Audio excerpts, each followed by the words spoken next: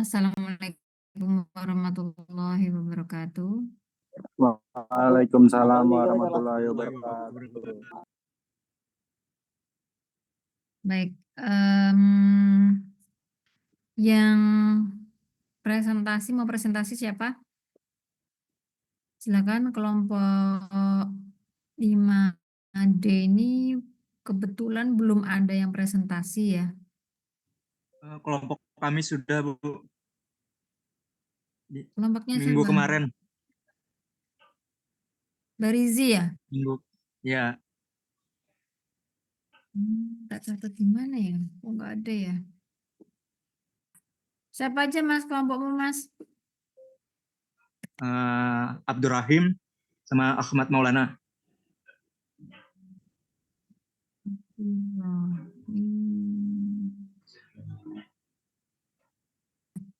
Kemarin jurnalnya kemarin apa aja ya Mas? Tentang Yang apa? pertama itu yang satu aja yang bujur, Bu, jurnalnya. Oh, satu aja yang bujur, oke. Ya. Yang saya bilang diperbaiki nanti di pengumpulan tugasnya ya. Ya. Oke. Yang lainnya baru satu kelompok ya. Alhamdulillah. Yang lainnya? Kalau nggak ada yang ini tak tunjuk ya.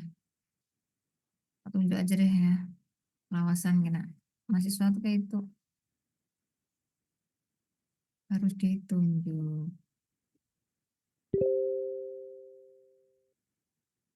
Kita ini waktu ya, menghemat waktu. Seharusnya sudah mulai dari tadi kan ya. Jadi jangan kalian melambat-lambati. Abdurrahim. Ahmad Naufal ada? Ahmad Naufal.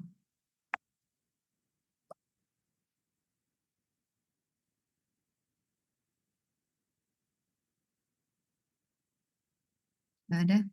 Ahmad Ridai.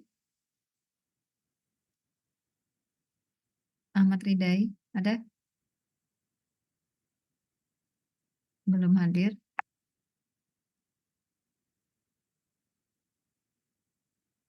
Ahmad Maulana. Sudah ya Ahmad Maulana ya, kelompoknya Barizi kemarin ya. Iya, iya, iya. Ahmad Maulana sudah. Aulia Nur Rahman. Mana kelompoknya Aulia Nur Rahman? Hadir, Bu. Ya, silakan. Mana dipresentasikan tugasnya.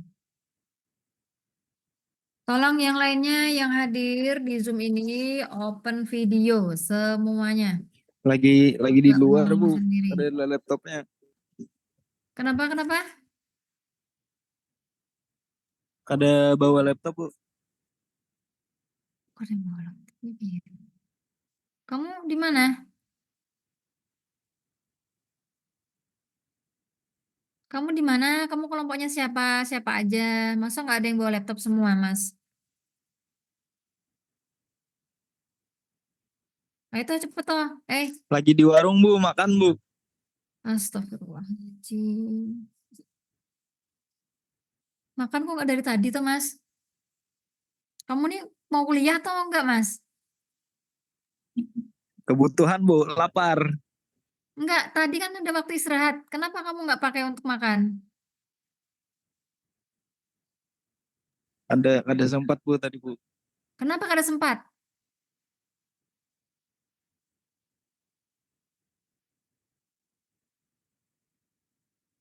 Keluar aja dari Zoom, keluar dari Zoom. Baru sempat kuliah.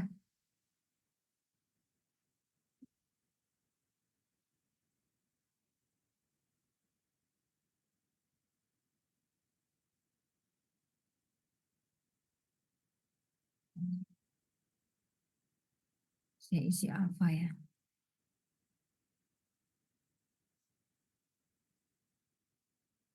Saya nggak suka kayak gitu loh. Kalian tuh Sudah ada waktu istirahat, kok bisa kada sempat? Itu kan aneh. Sudah tahu ini jamnya gasan kuliah, ya gasan kuliah. Mama sama teman mama. Mama lagi kerja, jangan ganggu. Kenapa alasannya? Kada sempat, kenapa? Yang lainnya sudah makan semua atau belum makan semua? Sudah. Nah, berarti kan sempat. Itu kan aneh. Saya cuma minta waktu kalian itu sesuai jadwal loh.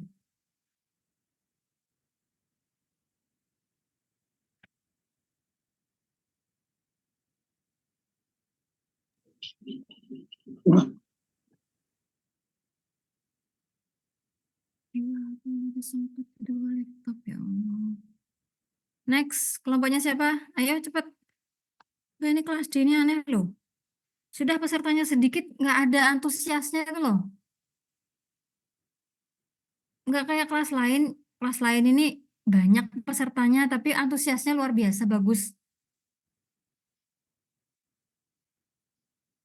Nggak ada yang mau presentasi? Saya tutup nih. Assalamualaikum Kelompok Nida. kami aja lagi, Bu. Ya udah cepetan. Him.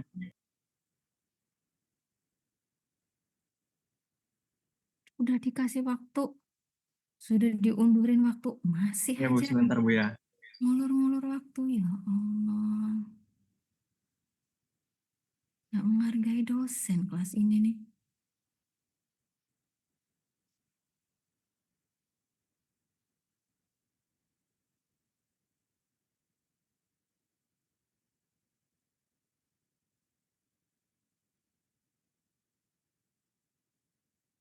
Yang lainnya yang masuk Zoom semuanya aktifkan videonya.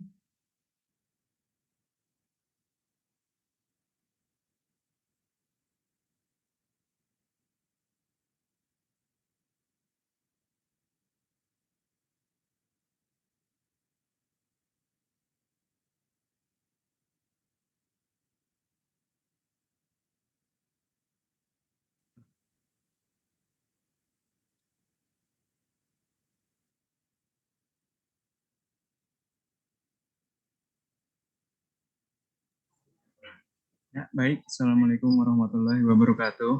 Waalaikumsalam warahmatullahi wabarakatuh. Yang nggak aktifkan videonya silakan boleh keluar dari Zoom. Yang tidak aktifkan video silakan boleh keluar dari Zoom. Nah, ketahuan pada di warung. Nah. Ya Allah. Nih, gini ya. Ini peraturan. Kalau ketika kita online semuanya aktifkan Zoom. Semuanya harus di depan laptop sesuai jadwal kuliah. Oke? Paham semuanya? Paham, Bu. Saya nggak pernah sampai marah-marah kayak gini loh ya. Luar biasa kelas ini. Ya, oke. Dan peraturan kalau kita kuliah online semuanya aktifkan video. Ya. Saya harap semuanya mengerti, semuanya paham, kita sudah sepakat mau online, offline. Oke, di awal perkuliahan semuanya sudah sepakat, tidak ada yang saling menuntut. Oh, Ibu Desi, ini harus selang-seling gini-gini. Kita sudah sepakat di awal. Kan saya sudah tawarkan, ya kan? Kalau misalkan kalian tidak setuju dengan perkuliahan yang selang-seling seperti ini, boleh silahkan bilang ke saya. Ya, berarti diganti jam pertemuannya harus offline. Dan kalau harus offline, kalian harus siap semuanya kalau untuk presentasi, waktunya presentasi ya silakan presentasi. Manfaatkan waktu itu sebaik-baiknya. Ya, kita kan perkuliahan tuh cuma 1 jam. Kampus lain, ya perkuliahan itu sampai 2 jam, 2,5 jam. Saya kalau kuliah tuh 2,5 jam loh. Kalian S1 ini waktunya cuma 1 jam loh. Paling 1,5 jam lah. Kalau harus sesuai jadwal 1,5 jam. Harusnya mulainya jam 14.40 sampai 16.10. tapi kalian ngulur-ngulur waktu. Ya, saya itu nggak suka kalau misalkan online ini harusnya bisa lebih tepat waktu kita ngaturnya, karena nggak usah bingung nyari ruangan, harus nyolok-nyolokin HDMI segala macam, itu harusnya sudah bisa mengirit waktu. Understand? Understand? Ya, siap Bu. Yes.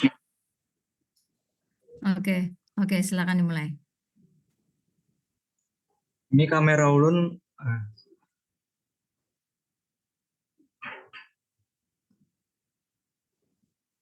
Ya, nggak apa-apa, Mas. Ada yang aktif. Baik, ini saya ingin mengulangi presentasi saya minggu kemarin dengan jurnal yang sudah diperbarui. Pertama yang sudah kami selesaikan yaitu 2 jurnal. Tambahannya 2 jurnal yaitu Lan. Scrollan.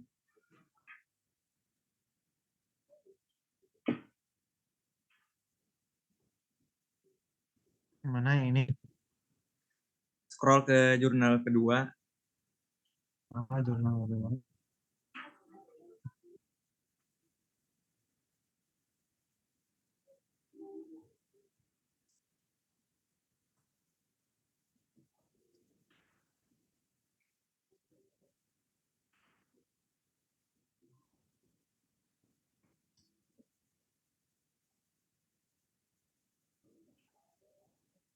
Lan.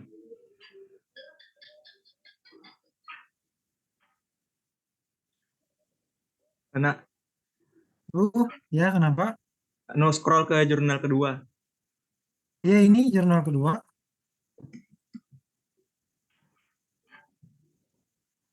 Itu loh, tulisannya itu loh, jurnal 1, Mas. Piye toh, ayo cepet toh.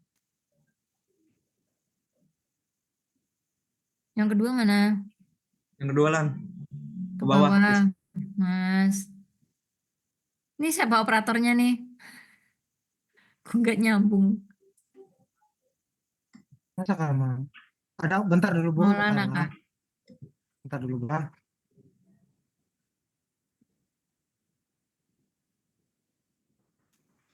Nah, Mas,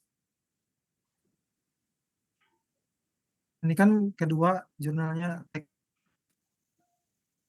Ini ketua kelas, ini siapa? Ketua kelas ini.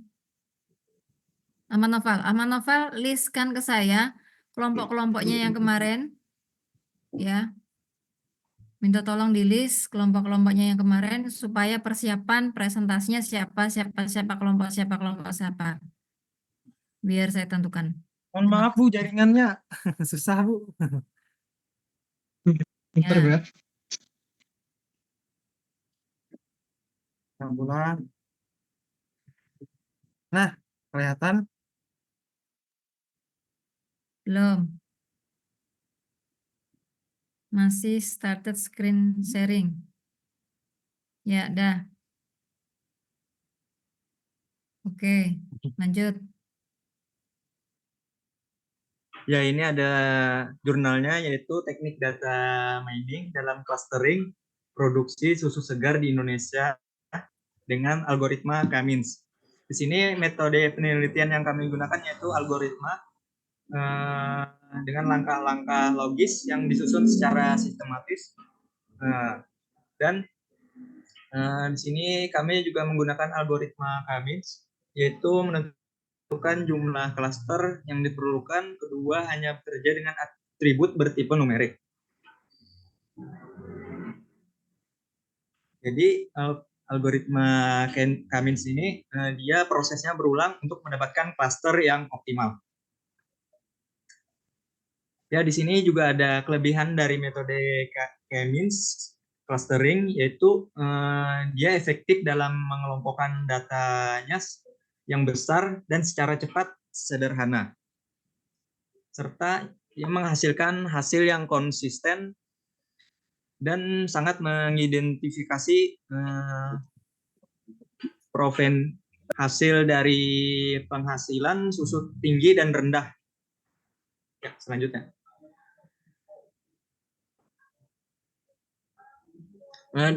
Cummins juga mempunyai kekurangan, yaitu dia kelemahannya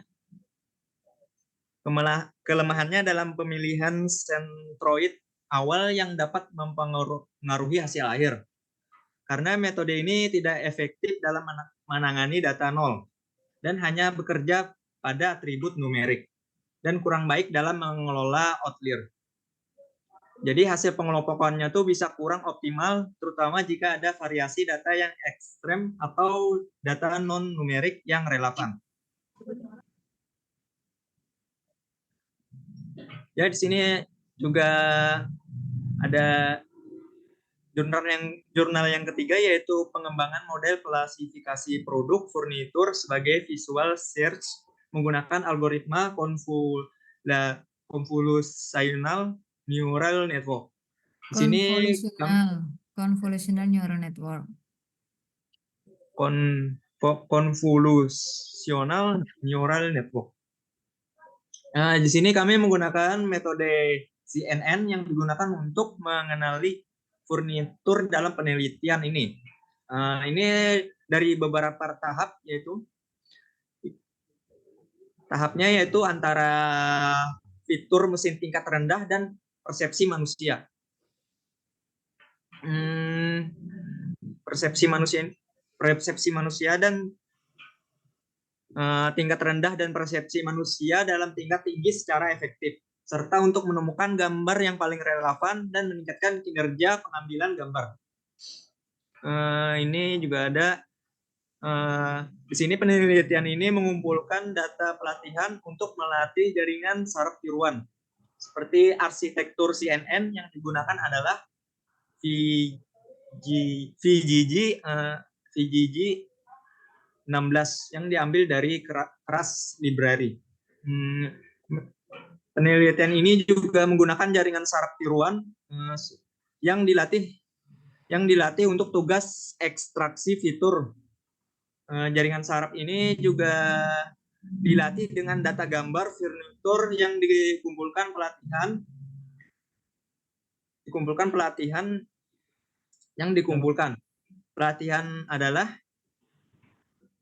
ini terdiri dari beberapa langkah. Yang pertama yaitu menemukan furnitur pada gambar. Setelah ditemukan, ciri-cirinya diekstraksi yang menghasilkan nilai-nilai ciri untuk setiap furnitur. Dan nilai ini juga disimpan dan digunakan sebagai pengenal atau classifier. Dan pada tahap pengujian, klasifikasi furnitur dilakukan dengan classifier ini. Di sini juga ada kelebihan dan kekurangan dari teknik data mining dalam clustering ini. Yang pertama kelebihannya itu CNN dengan arsitektur VGG 16 itu sangat efektif dalam klasifikasi gambar. Dalam mencapai akurasi tinggi hingga 97,78%. Dan keunggulannya termasuk kemampuan dalam menangkap detail yang kompleks, fleksibilitas terhadap rotasi dan translasi, serta percepatannya pengembangan berkat penggunaan framework keras dan pre-trained model.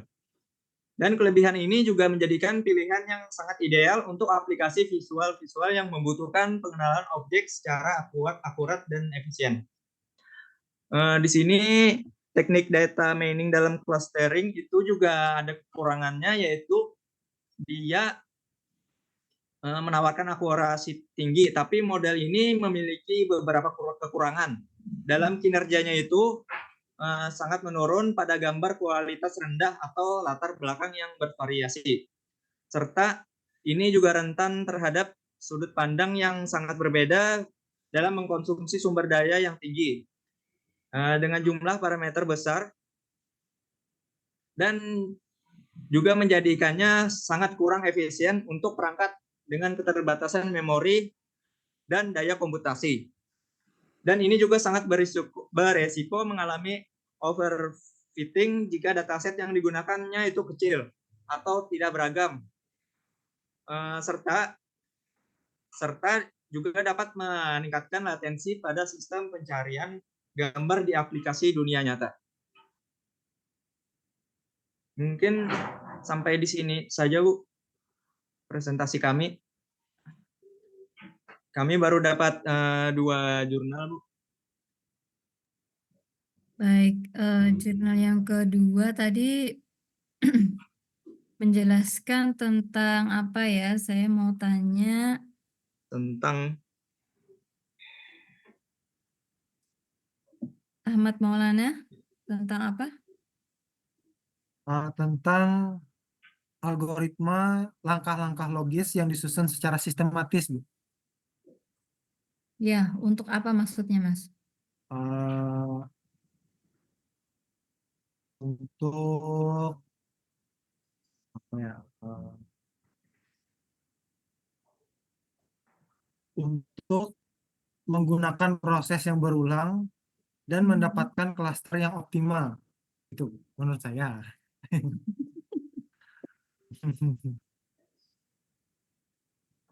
Oke. Coba bisa dilihat di jurnalnya di bagian tujuan penelitian. Ini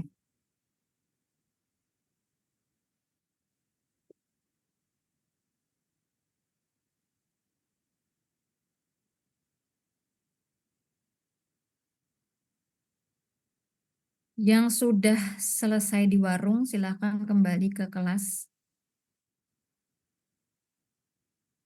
Yang sudah selesai di warung, silakan kembali ke kelas.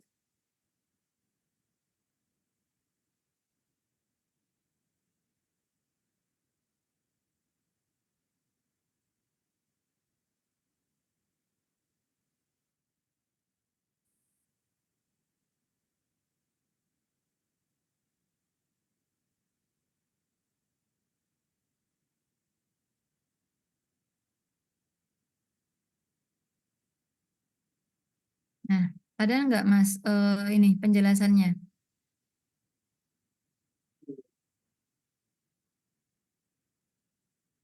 penjelasan tentang apa, Bu? Yang dari jurnal nomor 2. Ya, Aduh, macam ini.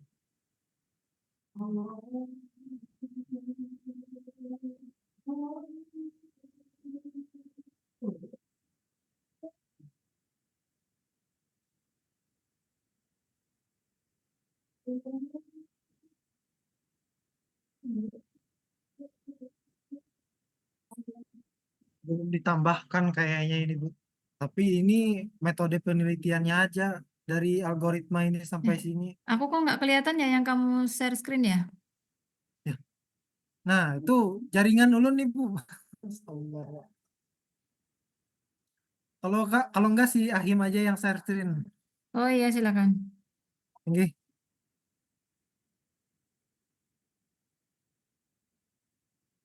Mana Abdurrahim share screen?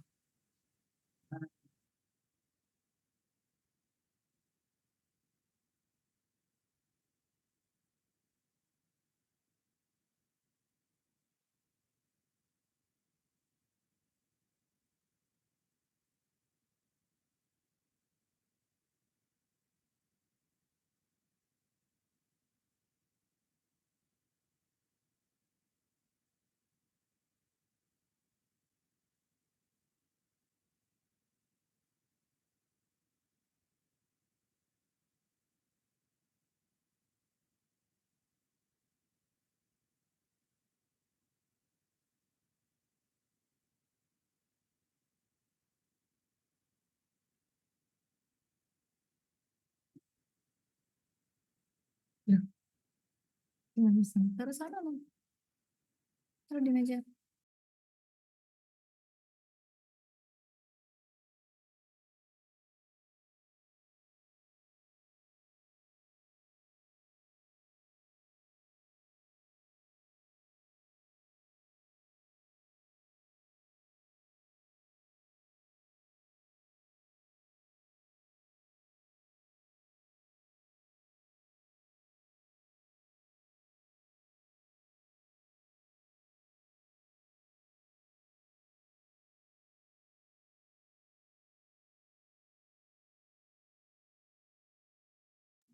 Ya, ini sudah kelihatan, Bu. Ya.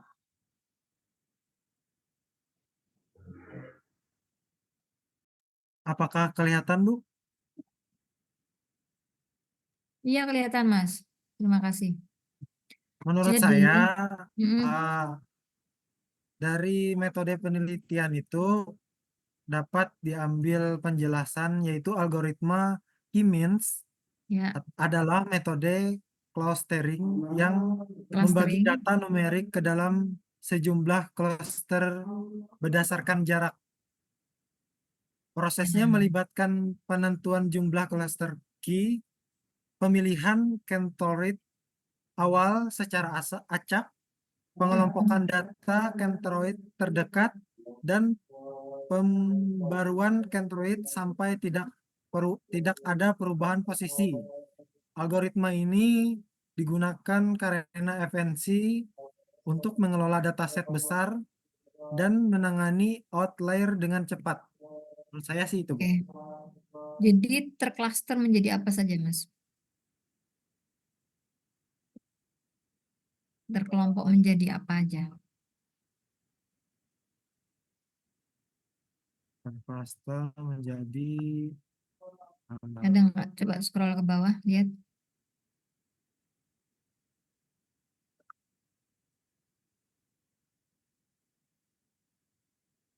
cluster A dan B. Scroll ke bawah. Ini kan baru teori nih, di metode penelitiannya pakai Cummins.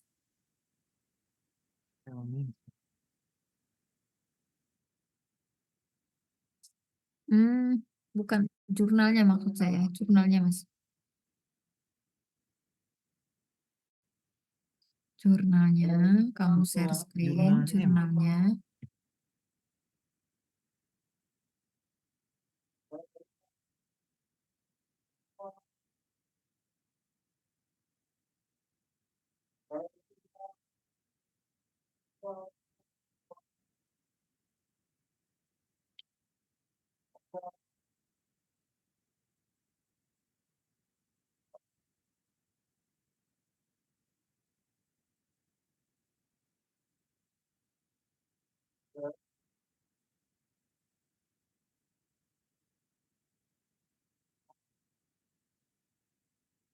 Hmm, oke. Jadi, jadi ini kan gini ya. Dia mengolah data mining ke dalam clustering produksi susu segar. Klasternya itu berdasarkan apa saja atributnya yang digunakan. Kalau di sini kan dijelaskan data yang diambil itu dari tahun 2000 sampai dengan 2017 ya. Terus diklaster berdasarkan dua kelompok daerah penghasil susu, daerah penghasil susu tinggi dan daerah penghasil susu rendah. Dari 27 produksi. Dari 27 data produksi susu segar di Indonesia lebih diketahui dan berdasarkan tinggi yaitu dan 25.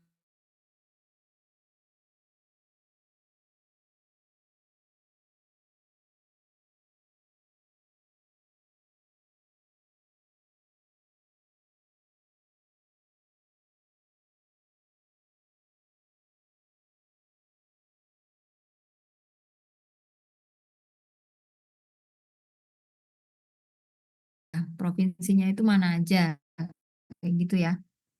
Iya, Bu. Nah, untuk atributnya apa aja nih yang digunakan? Coba scroll ke bawah.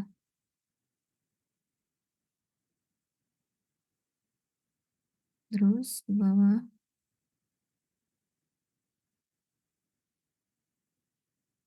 Atributnya.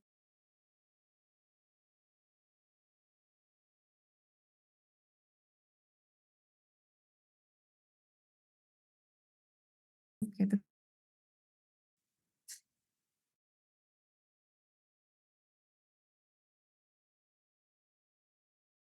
lagi ke bawah.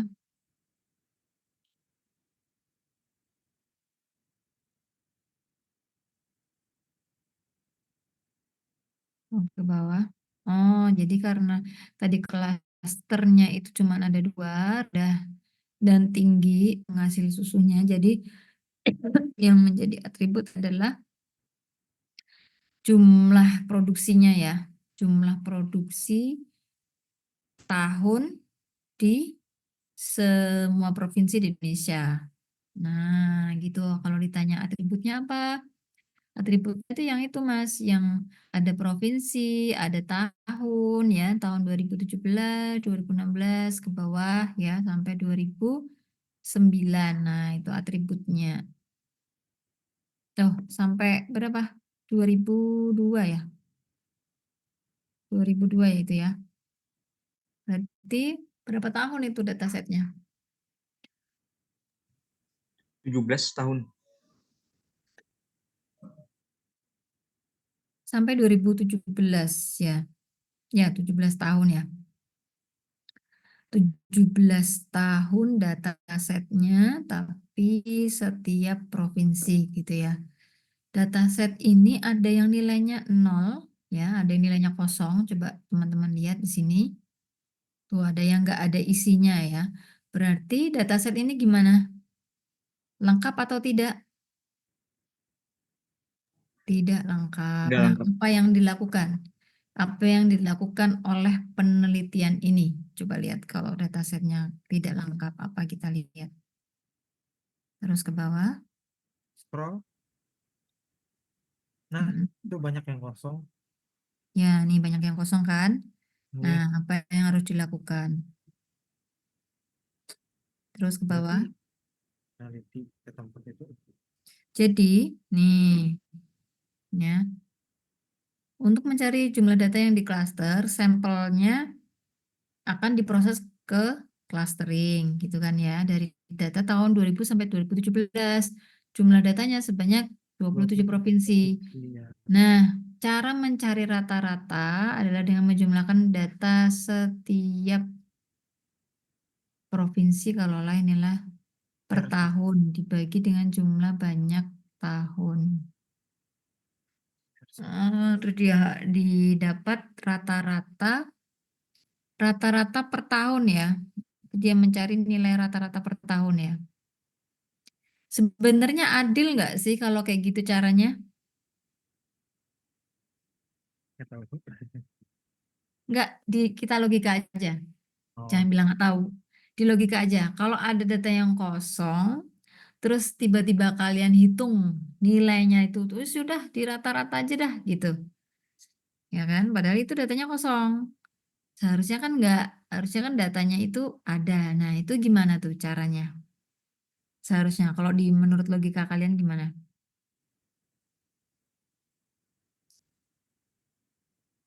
Logikanya dengan membuat rata-rata per tahun ya yang didapatkan oleh semua provinsi itu kan terkesan nggak adil karena ada yang kosong nih, kayak nih lihat nih rata-rata nih. Jambi itu cuma 13 loh, ya kan? Kemudian mana lagi yang nilainya kecil? Itu perbedaan itu terlalu besar, Mas. Nah, untuk dataset yang perbedaan yang terlalu besar, terlalu signifikan seperti ini, dari 13 habis itu ada yang ribuan, itu bisa dinilai ini tidak normal. Ya, dinilai ini tidak normal datanya. Kok aneh gitu kan? Ada terjadi apa ya kalau data nggak normal itu ya. Nah, supaya ini tetap bagus ya nilainya, datasetnya tetap bagus, apa yang harus dilakukan? Ini bisa jadi kontribusi untuk penelitian berikutnya, Mas. Kalau kelompok ini mau memperbaiki apa namanya penelitian ini ya tentang ini, mau ngambil tentang ini, cari gimana caranya diperbaiki dulu datasetnya supaya terlihat proporsional. Ini kan nggak proporsional ya, terlalu signifikan perbedaannya, perbedaan nilai rata-rata, sehingga nanti kalau hasil klasifikasinya ya nggak adil, no, Jambinya sedikit banget, ya kan? Padahal misalkan harusnya nih Jambi mungkin bisa tinggi juga, bisa sama, mungkin hampir sama kayak Riau atau Aceh atau yang lain gitu. Ya, tapi karena datasetnya tadi ada yang kosong-kosong ya, beberapa ada yang kosong. Nah, bagaimana caranya menyiasati data itu? Itu ada caranya. Itu namanya kalau kita belajar ilmu statistik atau matematika ya, itu ada namanya interpolasi. Interpolasi itu mengisi titik-titik yang kosong tadi. Caranya gimana? Mungkin bisa diambil dari beberapa nilai yang ada sebelumnya, dari data tahun sebelumnya. Gitu. Coba lihat misalnya gini nih, coba lihat datanya tadi ke atas lagi. Nah, mana nih ada data yang kosong nih ya. Nih. Bali ya, katakan Bali itu 3 tahun pertama ini kosong ya. Datanya ya, 3 tahun ini kosong. 2016, 15, 16, 17. Nah, ini bisa diambil untuk mengisi interpolasi atau untuk mengisi yang kosong ini pakai pakai rumus interpolasi. Nah, rumus interpolasi itu bagaimana nanti apa namanya bisa diambil dari nilai tahun yang sebelum-sebelumnya atau tahun yang ada datanya. Kira-kira 122, 135, 168, 175, 195, 168. Berarti kan datanya sekitaran itu. Ya kan? Logikanya kan kayak gitu ya. Gak mungkin terlalu jomplang banget ya. Nah, kayak gitu. Terus tadi Jambi, tadi rata-ratanya berapa? 13 ya, 13. Nah, ini kan ada 7, 6, 8, 18, 18. Terus nanti ada lagi berapa yang di bawah itu ada lagi nggak? Ini ada 29 nih. Tahun 2003, 29, 24, 29 lagi ya. Terus 24. Nah, itu bisa diambil nilai-nilainya yang kosong itu. Ya. Jadi bisa untuk pelajaran apa namanya yang berikutnya. Terus ke bawah Mas, bagaimana cara mengisi kekosongan data? Ini ada tekniknya ya kalau kalian mau pelajari. Oke, sudah ke bawah. Jadi langsung ke clusteringnya ya karena sudah bisa di apa? Dia mengambil rata-rata tadi ya, rata-rata nilainya. Jadi dia ngambil rata-rata nilai dari semua provinsi tadi, kemudian dihitung nilai clusteringnya gitu ya. Pada iterasi 1 menggunakan Euclidean distance. Next.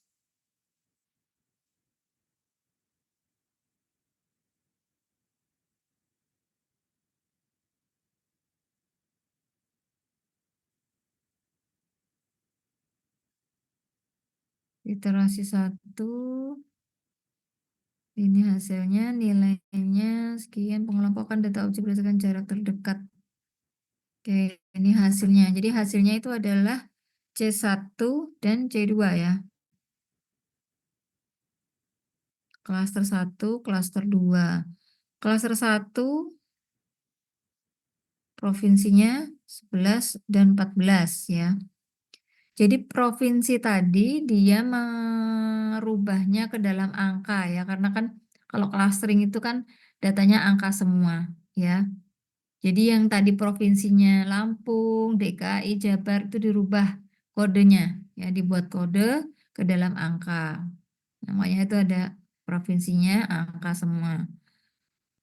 Hasilnya adalah C1 klaster 1 hasilnya cuma ada 2 provinsi, C2 ada 25 provinsi.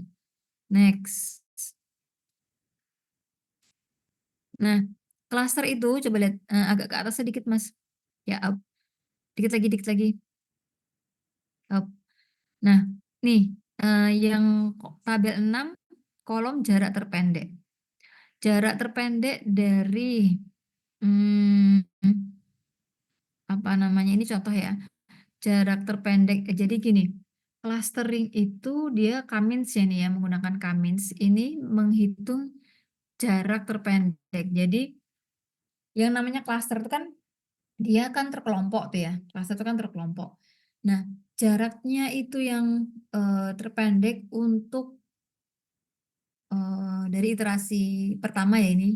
Iterasi pertama, iterasi itu pengulangan ya, pengulangan yang pertama atau Ya, perulangan yang pertama itu, nah itu jarak terpendeknya ada 567 sekian, ya, koma sekian, dan seterusnya.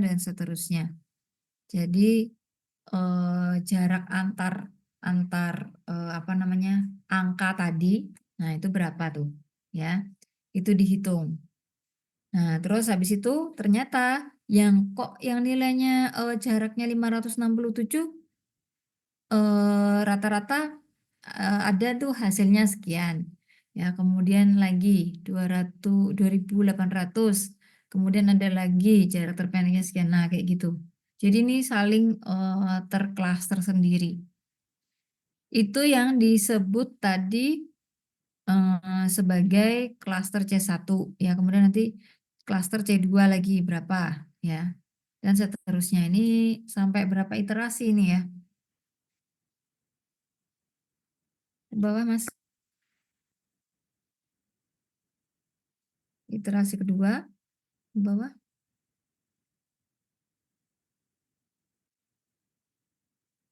Mm-mm.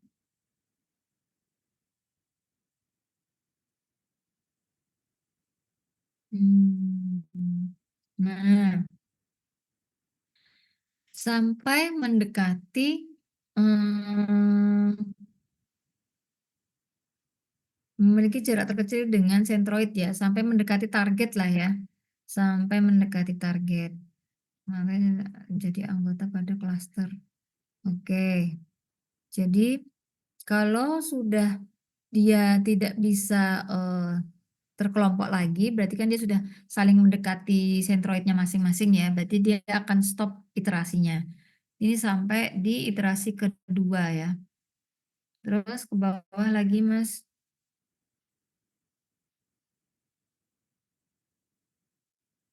Nah, ini adalah hasil pengelompokan data objek berdasarkan jarak terdekat tadi ya.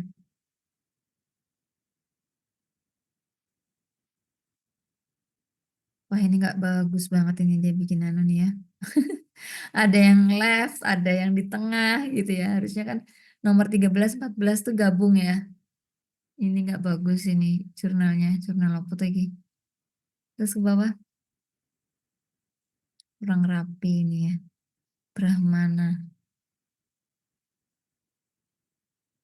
Jurnalnya 2013, 2019 lagi. Oke, terus ke bawah.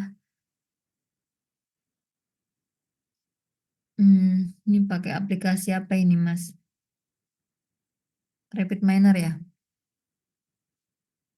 Oh iya, Rapid Miner. Pakai Rapid Miner. Ya, kalian bisa ya melakukan penelitian ini. Ini sangat mudah sekali. Teman-teman coba cari aja di YouTube clustering menggunakan Kamins. Nanti contohnya banyak banget.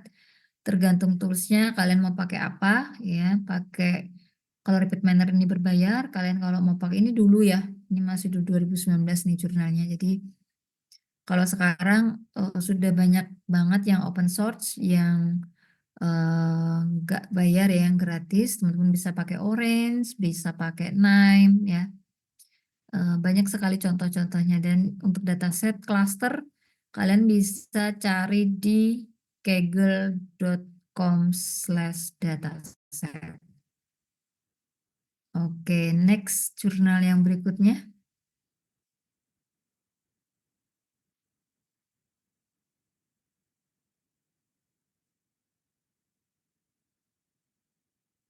Klasifikasi ya, ini pakai CNN. Kita lihat ke bawah. Klasifikasi produk furniture berarti dia pakai gambar ini ya. Deteksi objek. Convolutional neural net itu sering digunakan pada, sering saya bilang ya, sering digunakan pada kasus deteksi gambar ya, atau apa namanya, pengenalan wajah gitu ya, atau di sini contohnya apa ini, furniture ya. Oke, ke bawah Mas. Nah, untuk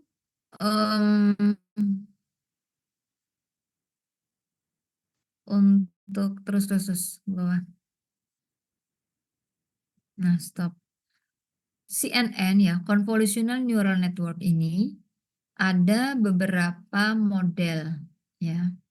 Ada beberapa model. Contohnya di sini digunakan VGG ya. VGG 16. Nanti ada lagi ResNet, ada lagi macam-macam. Modelnya CNN ini banyak ya. Nah, kalau VGG 16 sendiri dikatakan kenapa VGG 16? Karena dia memiliki 16 lapisan bobot. Ya. Kemarin kan saya bilang kalau apa namanya jaringan saraf tiruan itu ada yang single, yang sederhana, dan ada yang multi layer. Nah, ini termasuk yang multi layer atau deep learning. Ya, deep learning salah satunya adalah dengan algoritma CNN, Convolutional Neural Net. Tapi kalau sudah kita berbicara dengan deep learning, berarti akan ada model-model atau arsitektur yang membentuk apa namanya CNN itu sendiri, gitu ya. Nah, ini ada 16 bobot, lapisan bobot yang digunakan. Kemudian next ke bawah. Ini pakai rambut kah? Satu mata aja anu. Nah, dia pakai ini untuk tampilannya ya, Matplotlib ini, Plotlib. Ya, ini untuk tampilan, nanti ini untuk perhitungannya di Python ya, ini pakai Python, ada beberapa apa namanya paket yang di running ya, ada OpenCV, scikit-learn ya, SciPy ya. Ini pakai Python semuanya. Python-nya kenapa kok digunakan? Karena dia bisa digunakan di berbagai sistem operasi seperti Mac, ya, Linux dan Windows. Oke. Terus ke bawah lagi. Python ini juga lebih mudah ya. Kalian bisa pakai Google Colab. Tadi tuh bacanya bukan keras ya, tapi keras ya. Dibacanya tadi keras, keras. Oke, next bawah.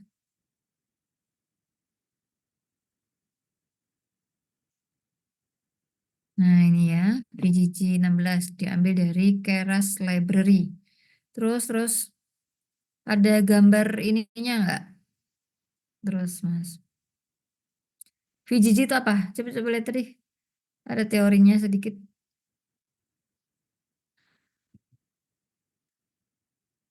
Apa itu? Mas.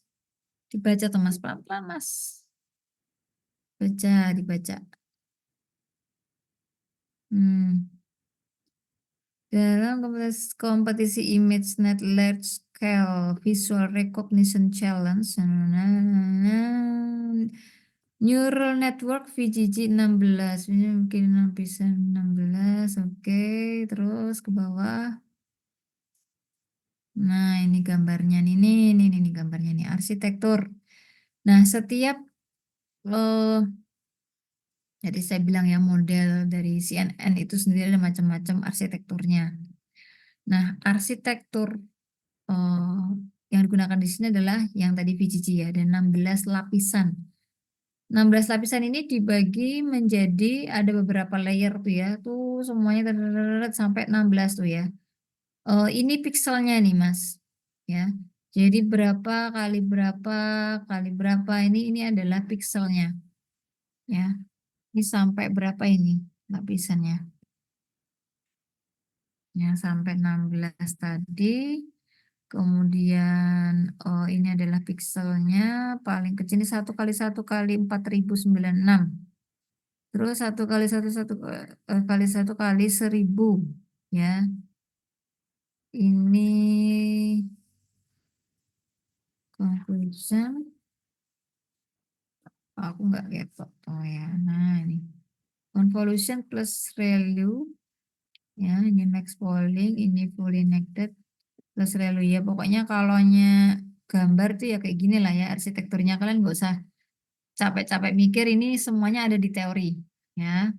Ini ada di teori, semua arsitekturnya ya sama aja. Kalau kalian mau pakai arsitektur ini berarti ya tetap gambarnya ini yang dicomot ya. Boleh ngambil gambar dari yang sudah ada, boleh. Terus, nah ini adalah rumus perhitungan convolution ya. Nah, ini penjelasan dari convolutional layer. Nah, ini metriknya, ini metrik, ini ada nilainya ya, masing-masing metrik ini ada nilainya. Kemudian yang dari nilai pikselnya ini ya diambil beberapa nilai lagi ya, 2 kali 2 filter dan straight to hasilnya ada 6, 8, 3, dan 4.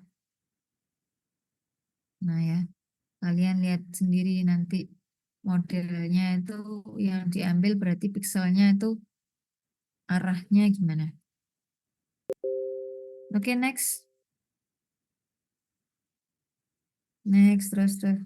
Akhirnya dia menjadi 32 kali 3. 2 kali 3 image, sama filter. Oke, next.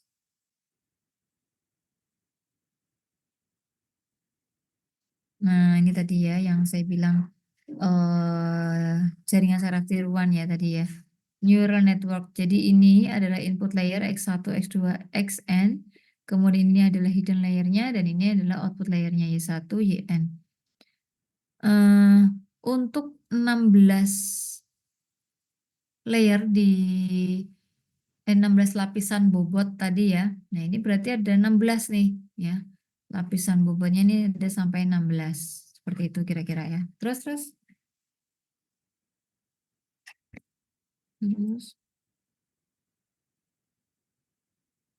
Terus, Mas. Terus.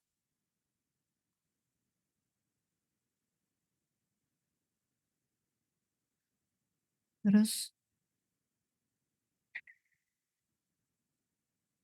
Oke. Nah, ini dataset yang digunakan ya. Ini sampel dataset penelitian. Jadi ini gambar ini nanti diambil gitu ya. Dia akan ada pikselnya nilainya tuh ya.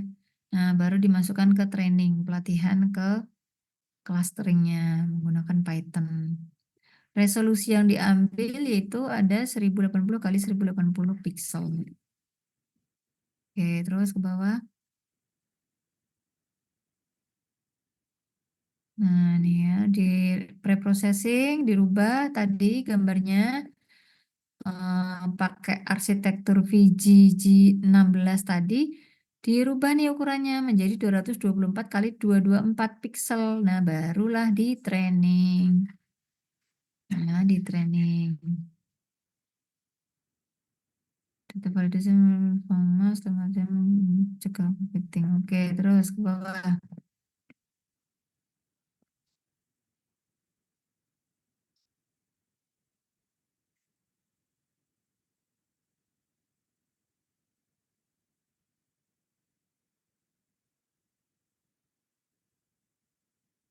Terus.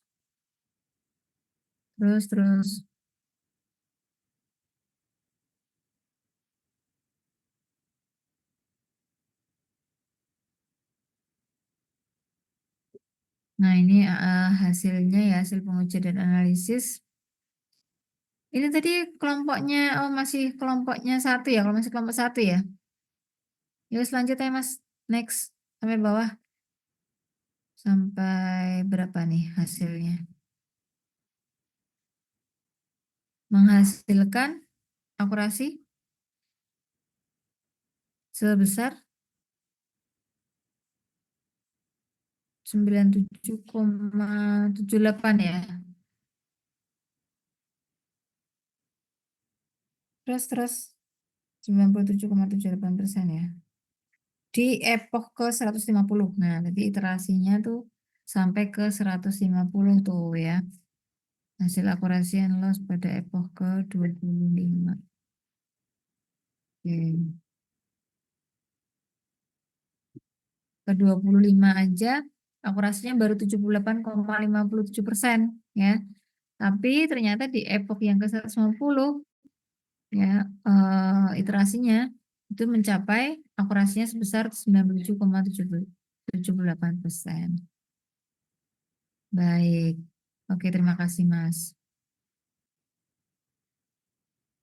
Baik, mungkin ada yang mau ditanyakan dulu?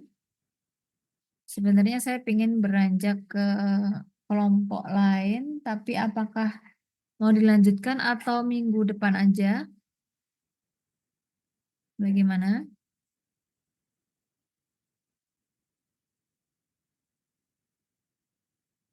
Bagaimana?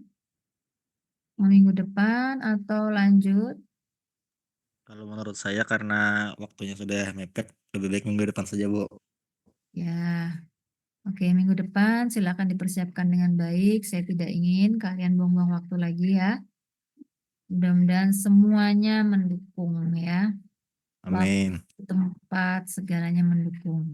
Jangan sampai ada yang alasan ke warung. Tak dodok.